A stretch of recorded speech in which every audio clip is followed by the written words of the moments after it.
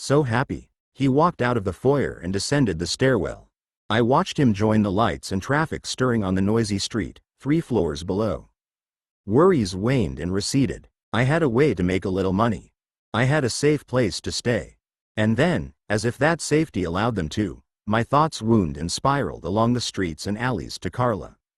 I found myself thinking of her apartment, of her ground floor windows, those tall French doors that looked out on the cobbled lane, not 5 minutes away from my hotel. But the doors I pictured in my mind stayed shut. And as I tried, and failed, to form an image of her face, her eyes, I suddenly realized that if I became a slum dweller, if I lived in those squalid, squirming acres, I might lose her. I probably would lose her. I knew that if I fell that far, as I saw it then, my shame would keep me from her as completely and mercilessly as a prison wall. In my room, I lay down to sleep. The move to the slum would give me time. It was a hard solution to the visa problem, but a practical one. I felt relieved and optimistic about it, and I was very tired. I should have slept well, but my dreams that night were violent and troubled.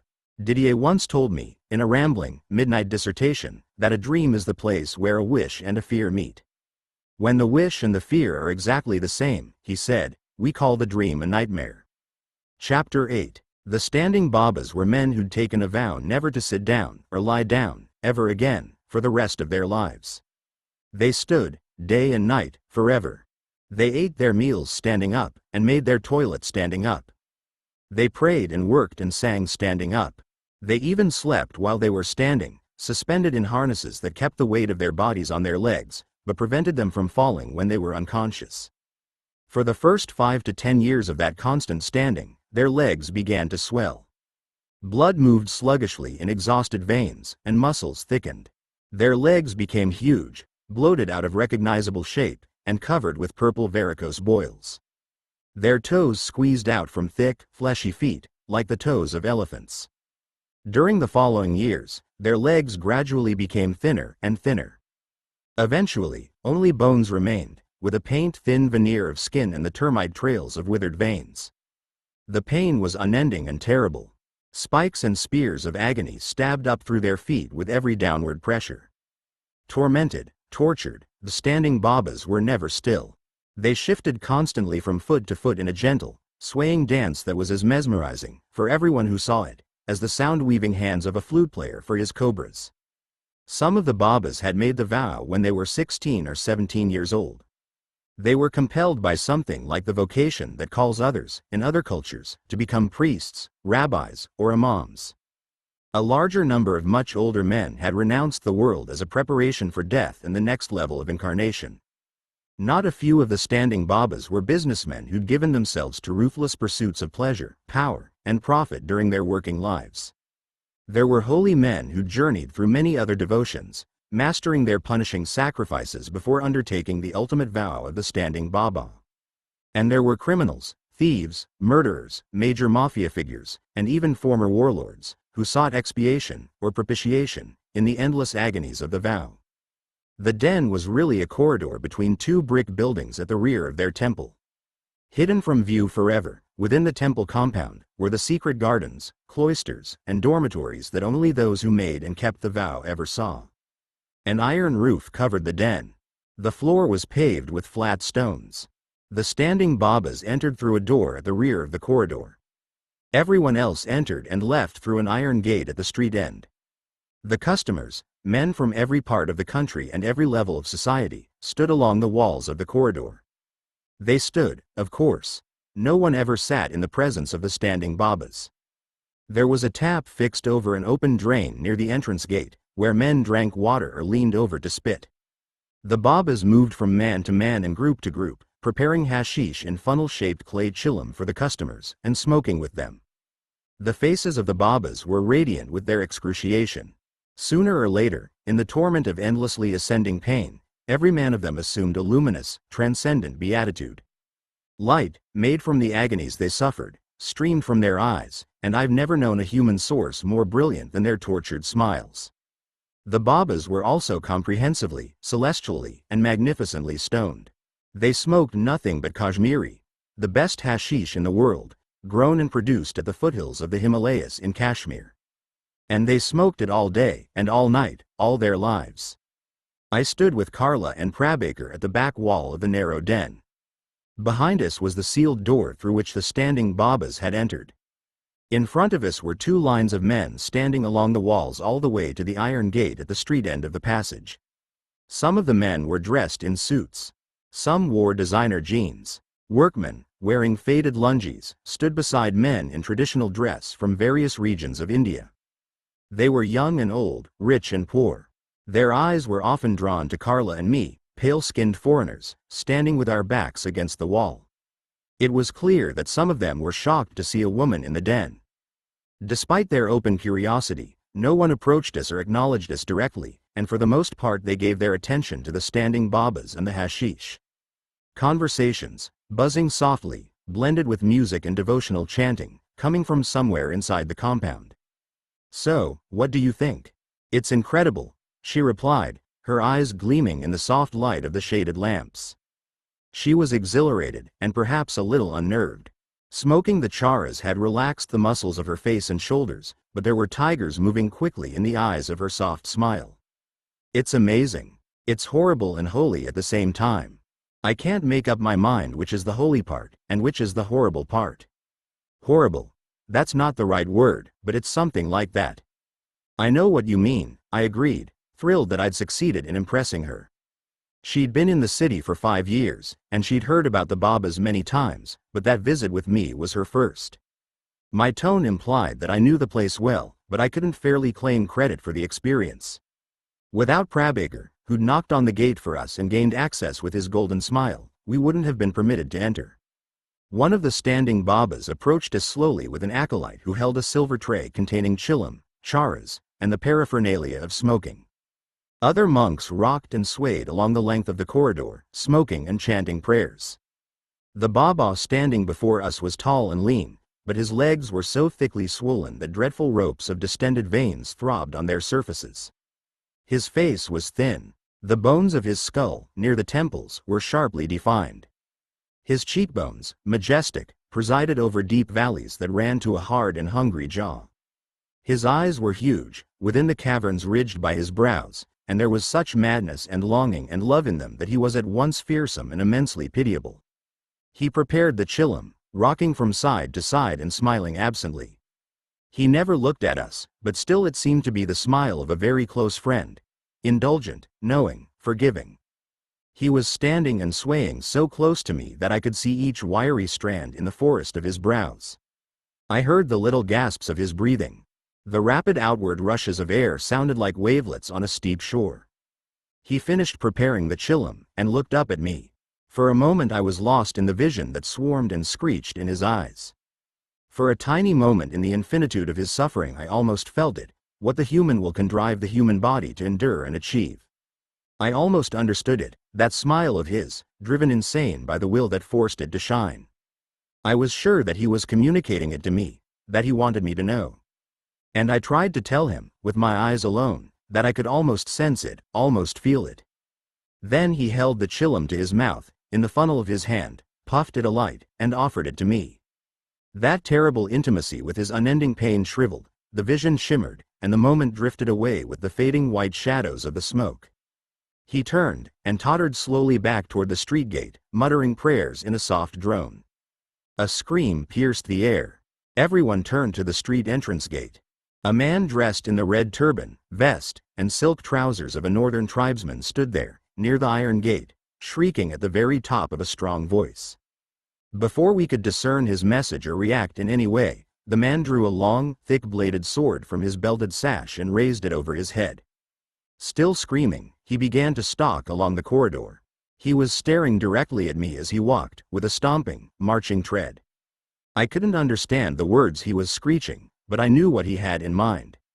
He wanted to attack me. He wanted to kill me. The men standing at the sides flattened their backs against the walls instinctively. The standing Babas rocked themselves out of the madman's path. The door behind us was locked shut. There was no escape. We were unarmed. The man walked on towards us, waving the sword in circles over his head with both hands. There was nowhere to go, and nothing to do, but to fight him. I took one step back with the right foot, and raised my fists. It was a karate stance. 7 years of martial arts training pulsed and flickered in my arms and legs. I felt good about it. Like every other tough, angry man I knew, I avoided fighting until it came to me, and then I enjoyed it. At the last possible moment, a man stepped out from the wall at the side, tripped the goose-stepping tribesman, and sent him crashing to the stone floor. The sword fell from his hand and clattered to a stop at Carla's feet. I snatched it up, and watched as the man who'd tripped our assailant held him in a firm but merciful submission hold. He gripped the fallen man's arm in a hammerlock, behind his back. At the same time he twisted the collar of the man's shirt to choke off a little air. The anger or madness that had possessed the swordsman subsided, and he surrendered passively. Men who knew him stepped forward and escorted him out to the alley, beyond the iron gate. Seconds later, one of the men returned and approached me. Looking into my eyes, he held out his hands, palms upward, for the sword. I hesitated, but then handed it over.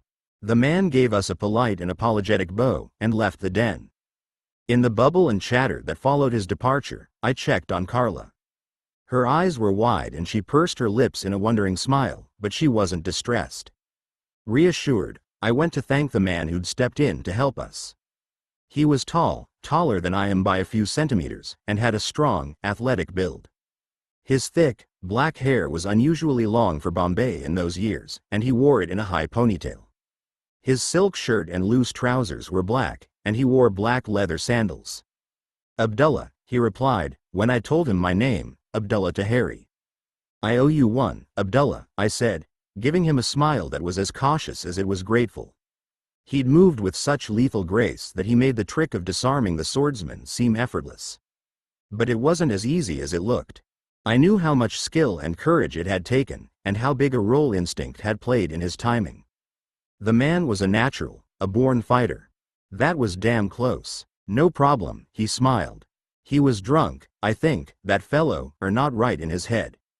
"Whatever his problem was, I still owe you one," I insisted. "No, really," he laughed. It was an easy laugh, revealing white teeth. The sound of it came from deep within his chest, a laugh from the heart. His eyes were the color of sand, in the palm of your hand, a few minutes before the sun sinks below the sea. "All the same, I want to thank you." "Okay," he conceded, clapping a hand to my shoulder. I returned to Carla and Prabaker. When we turned to leave the den, Abdullah was already gone. The alley outside was deserted, and within a few minutes we caught a taxi back to Colaba. Carla was silent during the ride, and I too said nothing, miserable that my attempt to impress her had ended in such confusion and near disaster. Only Prabaker felt free to speak. "What a lucky escapes," he said, from the front seat, grinning at us in turn as we sat together but apart in the back of the taxi. "I thought a sure thing that fellow would chop us up in teeny pieces. Some of the people should not be smoking the charas, isn't it? Some of the people get very angry when they relax their brains." At Leopold's I got out of the taxi and stood with Carla while Prabaker waited. A late afternoon crowd surged around the island of our silent stare. "You're not coming in?" "No," I answered, wishing that the moment was more like the strong, confident scene I'd imagined through most of that day. "I'm going to collect my stuff from the India guest house and move to the slum. In fact, I won't be coming to Leopold's for a while, or anywhere else for that matter. I'm going to, get on my feet, or, I don't know, find my feet, or, I'm going to, what was I saying? Something about your feet." "Yeah," I laughed. "Well, you gotta start somewhere. This is kind of goodbye, isn't it?" "Not really," I muttered. "Well, yes, it is. And you only just got back from the village." "Yeah," I laughed again. "From the village, to the slum. It's quite a jump. Just make sure you land on your feet." "Okay, I got it. Listen, if it's a question of money, I could." "No," I said quickly. "No, I want to do this. It's not just money." For 3 seconds I balanced on the edge of telling her about my visa problems. Her friend, Letty, knew someone at the foreigner registration branch. She'd helped Maurizio, I knew, and there was a chance that she could help me. But then I drew back from the edge and covered the truth with a smile. Telling Carla about the visa would lead to other questions that I couldn't answer. I was in love with her, but I wasn't sure that I could trust her. It's a fact of life on the run that you often love more people than you trust. For people in the safe world, of course, exactly the opposite is true. I think this will be quite an adventure. I'm actually looking forward to it. Okay, she said, nodding her head slowly in acceptance. Okay, but you know where I live. Come by and see me when you get the chance. Sure, I answered, and we both smiled, and we both knew that I wouldn't visit her. Sure, and you know where I am, with Prabaker. You do the same. She reached out to take my hand in hers, and then leaned over to kiss me on the cheek. She turned to leave, but I held her hand. Don't you have any advice for me? I asked, trying to find another laugh. No, she said impassively. I'd only give you advice if I didn't care what happens to you. It was something. It wasn't much, but it was something to hold on to and shape my love around, and keep me wishing. She walked away. I watched her step into the brittle brightness and banter of Leopold's, and I knew that a door to her world had closed, for a time. For as long as I lived in the slum, I would be exiled from that little kingdom of light. Living in the slum would consume me, and conceal me, as effectively as if the mad swordsman had struck me with his blade.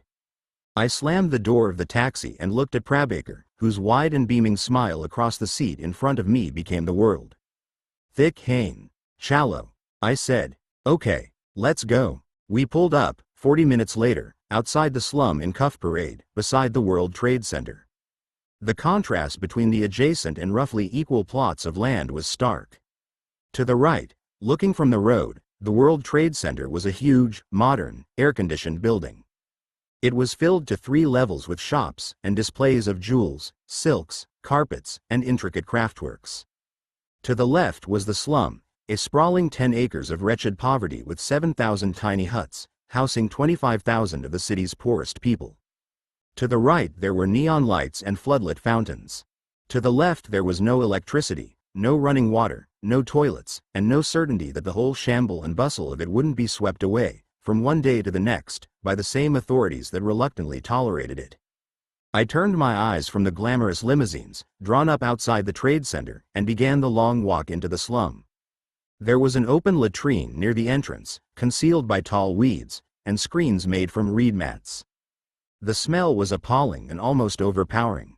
It was like a physical element permeating the air, and it seemed that I could feel it settle on my skin in a thickening, slimy ooze. Gagging and swallowing back the impulse to vomit, I glanced at Prabaker. His smile had dimmed, and for the first time I saw something like cynicism in it. "See, Lynn," he said with that uncharacteristically hard little smile drawing down the corners of his mouth, "see how the people live." Once past the latrines and within the first lane of huts, however, there were fitful gusts of wind from a wide arc of seacoast that formed the furthermost edge of the slum. The air was hot and steamy, but the breeze dispersed the noisome stink from the latrine. Smells of spices, cooking, and incense predominated. Seen up close, the huts were pitiful structures made from scraps of plastic and cardboard, thin bamboo poles, and flat reed mats for walls. They were erected over bare earth. Patches of concrete and stonework showed in some places where the old floors and foundations of the original buildings, cleared from the site years before, remained intact. As I walked along the narrow rag and plastic lanes of the slum, word spread that the foreigner was on his way. A large crowd of children gathered and pooled around Prabaker and me, close to us but never touching. Their eyes were wide with surprise and excitement.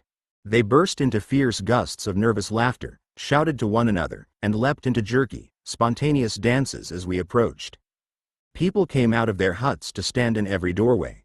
Dozens, and eventually hundreds, of people crowded into the side lanes and the occasional gaps between the houses. They were all staring at me with such gravity, such a fixity of frowning intensity, that I felt sure they must bear me enormous ill will. I was wrong, of course. I couldn't know then, on my first day, that the people were simply staring at my fear. They were trying to understand what demons haunted my mind, causing me to dread so terribly the place they knew to be a sanctuary from fates far worse than slum life. And the fact was that for all my fear of its swarm and squalor, I did know a fate far worse than slum life. It was a fate so bad that I'd climbed a prison wall and given up everything that I knew, everything I was, everything I loved, to escape it. "This is now your house, Lynn," Crabacre proudly announced over the giggling and chatter of the children when we reached the hut. Go inside. See all for yourself. The hut was identical to the others around it. The roof was a sheet of black plastic. The frame was made from thin bamboo poles bound together with coconut fiber twine. The walls were made from hand-woven reed matting. The floor was bare earth, pressed flat and smooth by the feet of the hut's previous tenants. The door was a thin piece of plywood dangling on rope hinges. The plastic ceiling was so low that I had to stoop, and the whole room was about 4 paces long by 2 paces wide. It was almost exactly the same size as a prison cell. I put my guitar in one corner, and then dragged the first aid kit from the pack, setting it up in another corner.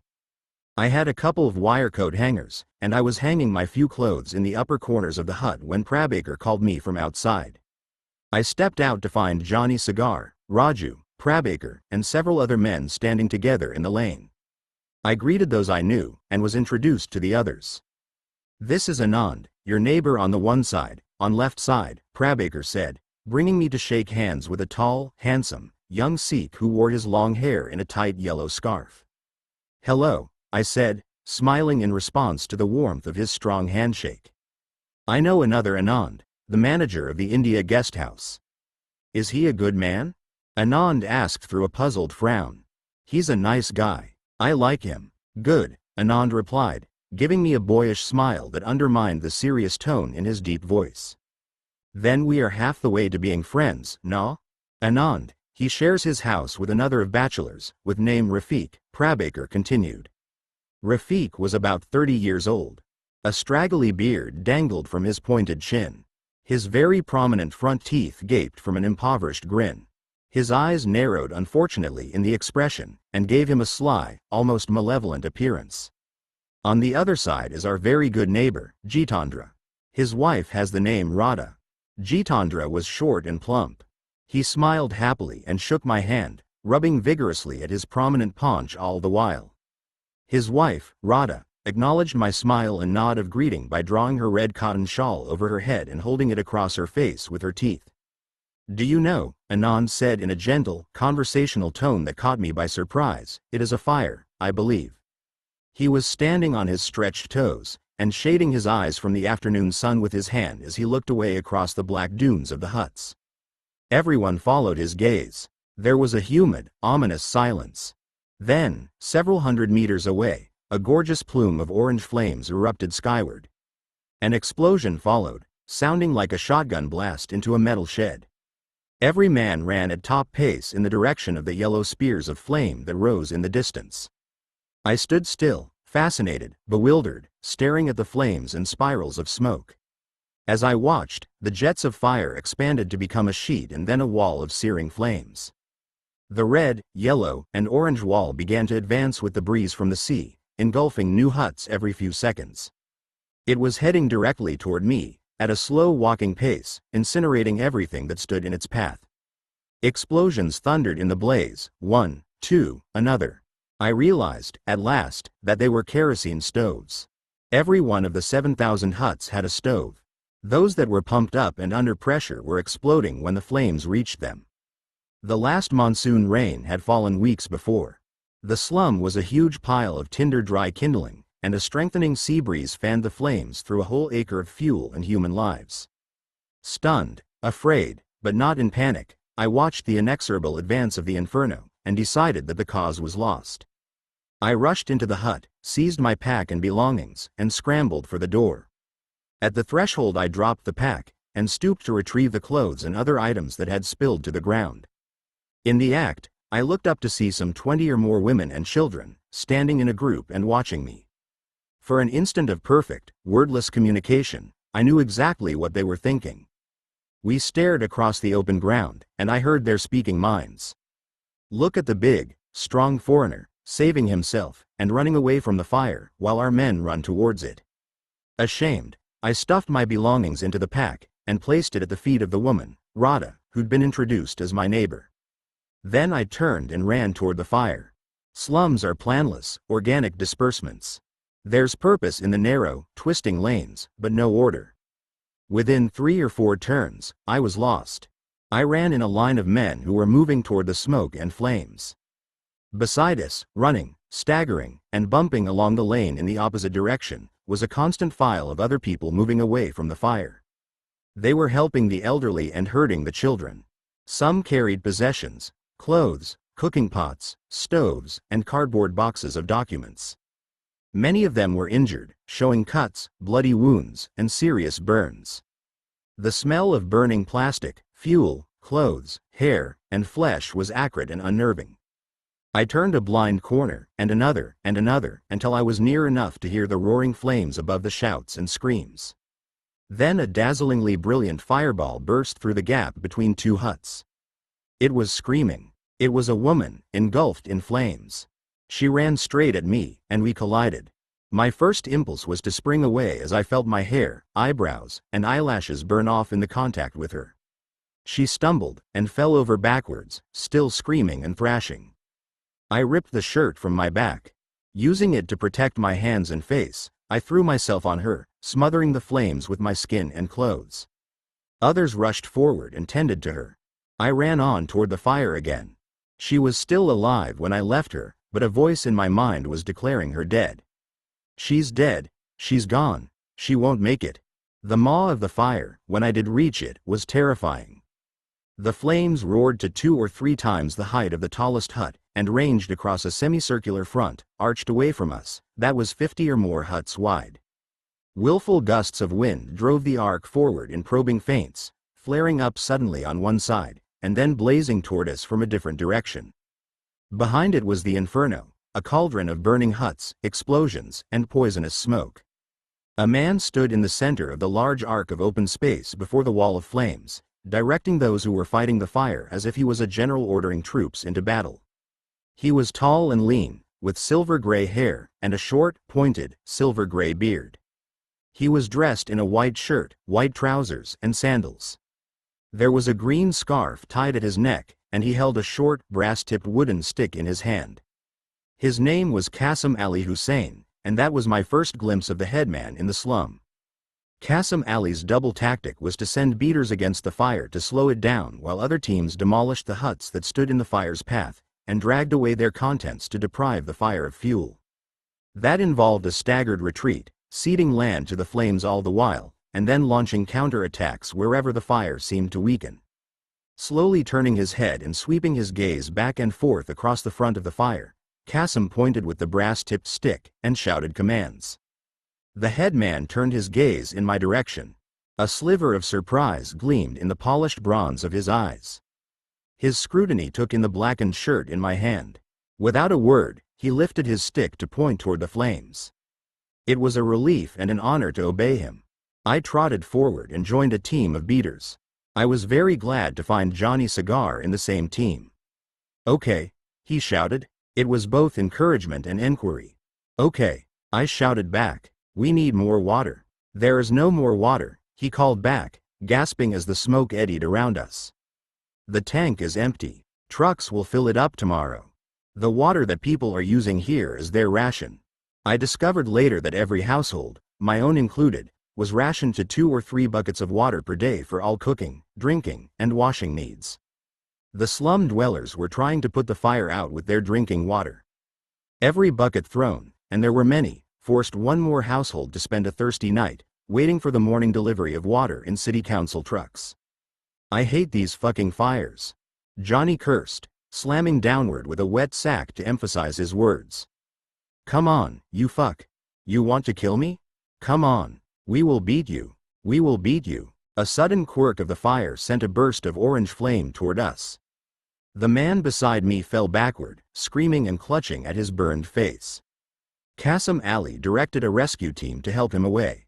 I seized his discarded sack and fell into line beside Johnny, slamming at the flames with one hand and shielding my face with the other. We glanced over our shoulders, often, to receive directions from Qasim Ali Hussein. We couldn't hope to put the fire out with our wet rags.